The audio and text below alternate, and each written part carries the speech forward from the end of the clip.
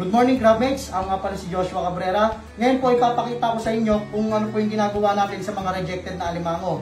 Natulad po nito, nakulang po ang mga sipit. Kahit mataba po yan, kapag kakulang po ang sipit kasi, mababa po yung value nito sa market. Kaya ang ginagawa ko po, iginagawa ko po sa mga laman yan is ganito po. Binibiyak po natin, nakita nyo po yung alige. Yan po yung ginagawa natin crab paste. Then yung laman naman po, yung ginagawa natin na crab meat.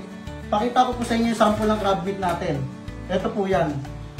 Ito po ang finished product.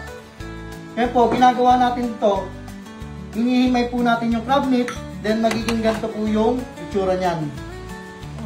Then next po, nandyan po yung unsalted at yung olive oil. Pagsasamahin lang po, para maging ganito po yung kakalabasan. Yung crab mates, dahil po sa ginawa natin na to, tumaas po yung value ng ating mga rejected na alimango.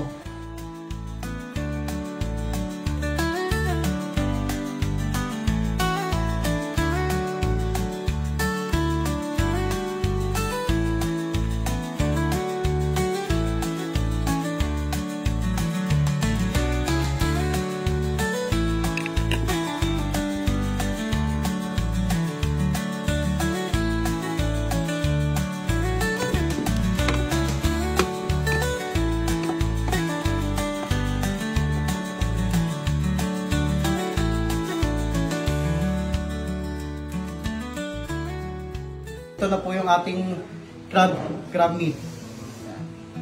Ito po yung crab meat natin na galing po sa ating lutuan. Ngayon po lalagyan naman po natin siya ng plastic. Tapos po i-blower po yan para maging sealed na po.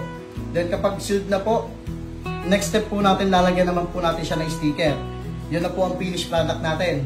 At yung crab mates, i-announce ko lang po sa inyo to na limitado lang ating stock. Kaya kasi po sa dahilan na nauubusan tayo ng alimango. Kasi ang ginagamit na po natin dito, yung mga rejected po na alimango, yung mga putol ng sipit.